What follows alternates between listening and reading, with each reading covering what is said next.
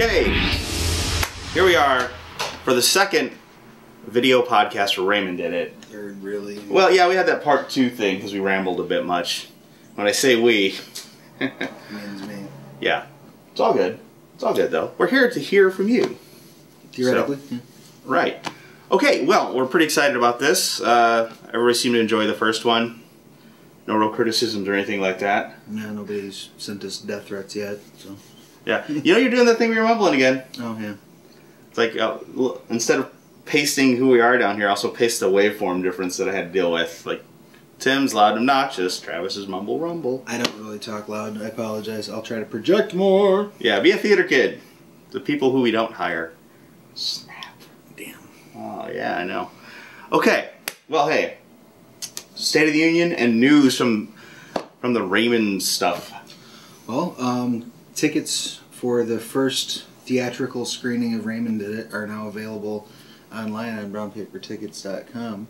So that's huge news. Yeah, this is pretty huge. This is, you know, this is the next step.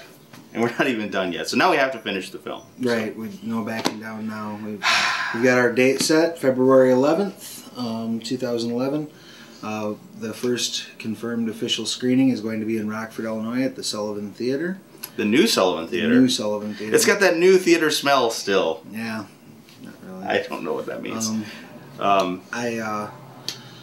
The screening will be starting at 7:30 p.m. So if you go on Brown Paper Tickets and you buy the 7 p.m. start time, that's your general admission, come in, sit down, watch the movie, and go home screening. We do have some events beforehand and afterward. Beforehand, we'll be hosting a sort of meet and greet, just kind of light drinks sort of thing. Get some coffee and maybe a appetizer over at Octane, and then we'll have the screening at 7:30, and then we'll have like a Q&A sort of more intimate meet and greet up at Kryptonite. We've got the top upstairs totally reserved for us and whoever buys the VIP tickets, and there'll be you know, discounted drinks and free appetizers up top there, and you know, a chance to just really kind of hang out with the crew until, you know, until the bar closes, hang out with the cast and crew. That's right. Although I like to think after these video podcasts, they've already gotten to know us pretty well by the time that rolls around. Well, you and me, but you know. Yeah, that's well, the ones that matter. Who knows? I suppose that's true. But no, it's pretty exciting news. We're really happy about it. We hope there are an assload more theaters. But yeah, Journey of 1,000 Miles begins with but a single theater. So it's true. And cool. Speaking of theaters, as far as the plan, we have the solid plan in place. The deadlines have fallen. We'll be doing, starting today and going for the next 30 days, we'll be working on our our sound edit, all of our visual effects, and color correction tweaking, so that by December 1st we should have the screener. Pretty well solid screener. We're leaving ourselves 2 weeks to revise things in case we run into any troubles that we hadn't foreseen, or in case we miss something. You know, this is going up on huge screens, so we're going to need to make sure everything is absolutely as good as we can give it to you. You know, we really want to make it worth your while as an audience to come see the flick. So we'll take that last 2 weeks, or the first 2 weeks of December, we'll spend just making sure everything is 100% perfect, going through frame by frame, making sure that it's the best movie it can be. And then December 15th, we mail out screeners to theater chains, distributors. We're now seeing some interest from international distribution, which is really cool. Yeah, we're going to be the David Hasselhoff of horror films. Except in France, not Germany. Which is better. I mean, if we have to be honest. Yeah, well, we like the Jerry Lewis of horror. Really. Yeah. Which, hey ladies, we're going to kill ya. Okay, well, yeah, that's great. Progress. I'm in rotoscope hell. Essentially what that means for people who don't know is I'm tracing little things on the screen frame by frame, using the computer to cheat at that a little bit when I can, and trying to erase stuff, and so you don't see all the fakery going on. And that's like an open invitation for you guys to look for it now. I probably shouldn't have said that. Yeah, it's true. Like, a lot of times people will use visual effects digital visual effects to create elements that aren't there, or to create some element of the world that you could not practically achieve. Right. Our basis for all the effects in Raymond Did It was always to achieve everything practically and then kind of go back through digitally to hide the strings on the puppets, as it were. Yeah. And just kind of make it look sweeter. To matte it out. Yeah, for sure. So it's not, you're not going to see, like, 3D...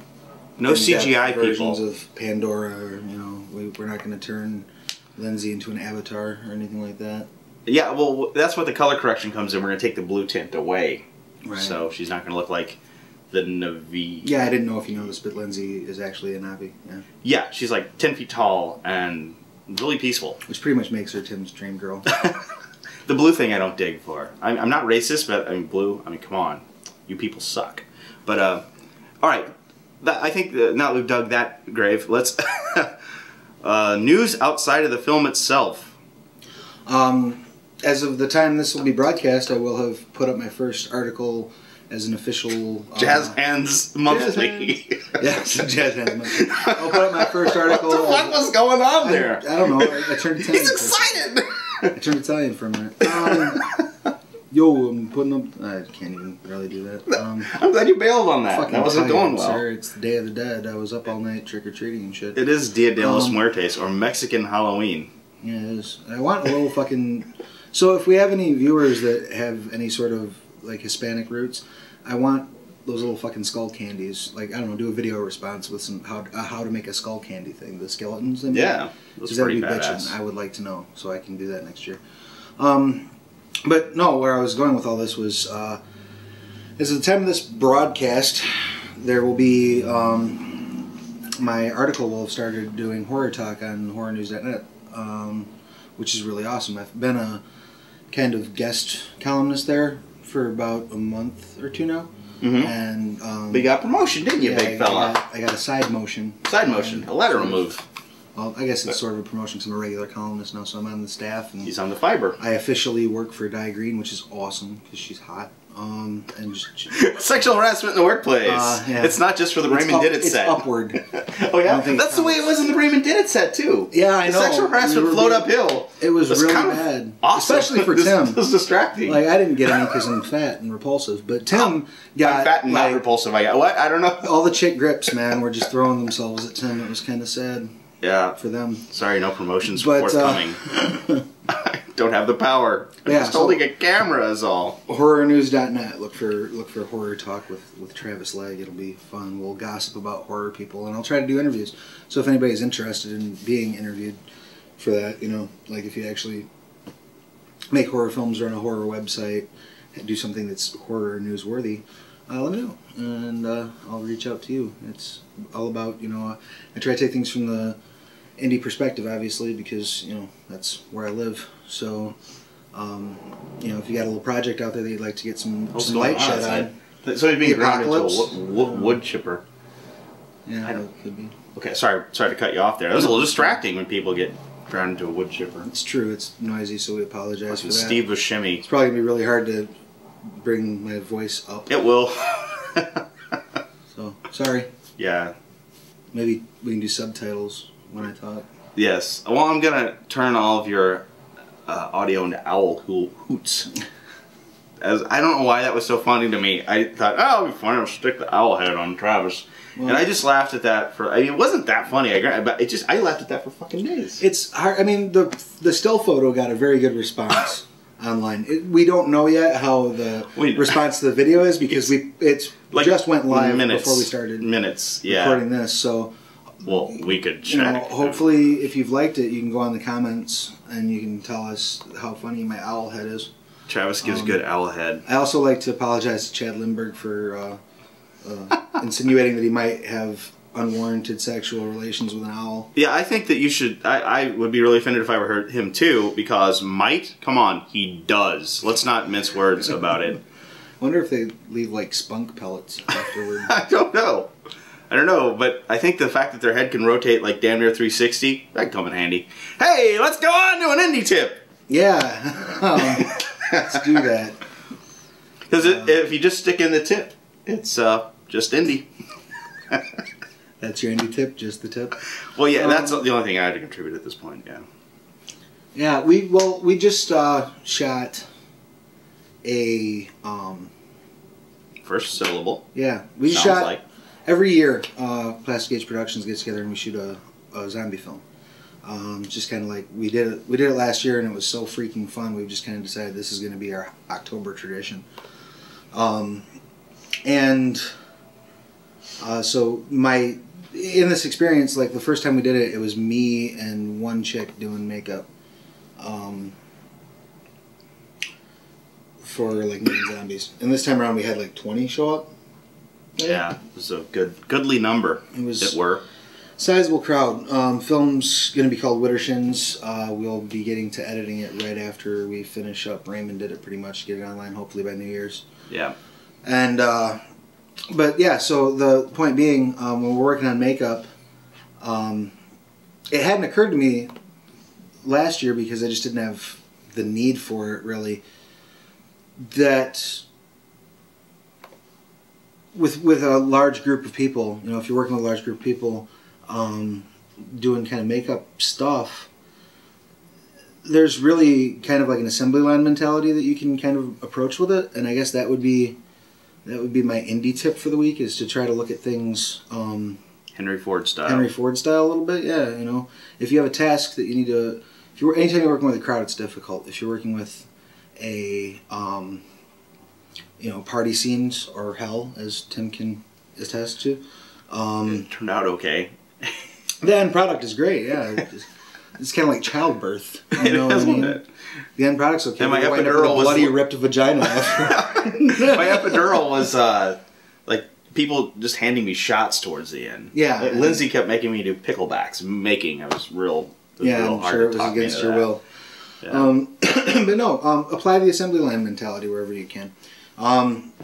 I bet our party scene would have gone a lot smoother had we not just had two ADs shouting to everybody, but rather had people in the crowd whose job was to pass on the message, telephone stuff. Something like that, yeah. You know, when we were doing the makeup, the reason I bring that up is, you know, with zombie makeup you have your, you know, you have your wounds and your kind of rot effects that you're creating with the latex and with the appliances and things like that.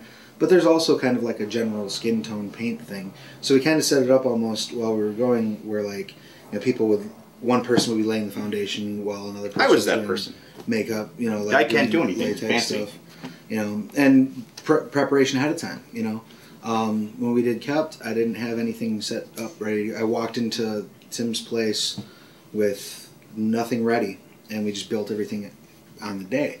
I knew I was going to be working with a bigger crowd, so I made sure that everything was prepared ahead of time, that we had pre-made appliances, that it was as quick to go as possible. And that level of preparation, just even on something that's, you know, we're doing it for fun, we're doing it for kicks, we hope you like it, but it's really just kind of a personal project. That level of preparation makes it so much easier to accomplish. So yeah, I mean, just, you know, do your homework and get your things done, set up ahead of time. You know, every minute you spend preparing will save you an hour on set. You know. The only thing I'll add to that is, because I'm mostly used to working with digital stuff, is I was painting people, and they gave me the simplest job, because I used to do special effects makeup when I was in like freaking high school, but I haven't done it in a long while. And so as I was doing stuff, I kept trying to press Command Z. Yeah. And when I did something that was good, I tried to save it. Yeah, you can't do that in the real world. That's weird. Some of the female actresses were a little bit offended by that, and I think maybe you might owe them an apology. The Command Z? They were offended by the trying to undo them? When you're trying to, you know, reach into their buttons like that. You know. Wait, now if we're going to look at photographic evidence of people reaching, I think, unless people have a weird safety zone about their face, I was in the clear. You, on the other hand... Yeah, I had to... On the big-time hand. I had to do some... Anyway, moving on, because that was supposed to be like a minute and a half. Hey, kids, do your homework. That was supposed to be that. And, hey, kids, do your homework. And, like, we're at YouTube, 15 minutes, part 2 again.